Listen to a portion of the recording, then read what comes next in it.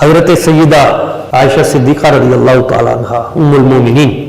آپ بیان کرتی ہیں کہ میں نبی پاک صلی اللہ علیہ وسلم حضور کی قبر مبارک، حضور کے روضہ انور اس حجرے میں چلی جایا کرتی تھی۔ جب حضور کا وصال ہوا اس قبر مبارک کے وہاں اس کے قریب میں چلی جایا کرتی تھی، پردے کا خصوصی اہتمام کیے بغیر، یعنی عمومی پردہ تو ہوتا تھا مگر خصوصی اہتمام کیے بغیر میں اس حجرے میں داخل ہو جاتی تھی، کیونکہ میرے شوہر ہی تو ہیں، نبی پاک صلی اللہ علیہ وسلم میرے شوہر ہیں، وہ ہے، میں ہوں، اس کمرے میں اور کوئی ہے تو نہیں۔ پھر جب میرے ابا بھی حضرت سیدنا ابو بکر صدیق رضی اللہ تعالیٰ عنہ ان کی وہاں پہ تدفین ہوئی، میں پھر بھی وہاں پہ داخل ہو جایا کرتی تھی۔ کیوں کہ دفن فیہ رسول اللہ و ابی،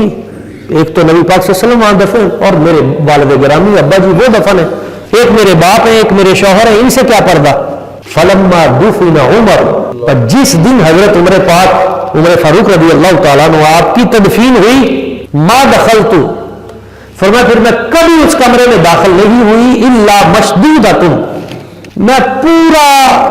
نقاب کر کے، مکمل حجاب کر کے، پورے شرم و حیا کے جتنے بھی زاویے ہیں، تو اس میں جب میں اس جگہ پہ داخل ہوتی تھی تو مکمل پردہ کر کے پھر میں وہاں حاضر ہوتی تھی۔ تو پوچھا گیا اے ام المومنین اماں جی، آپ پھر وہاں اتنا زیادہ پردہ کیوں کر کے جایا کرتی تھی؟ تو فرماتی ہے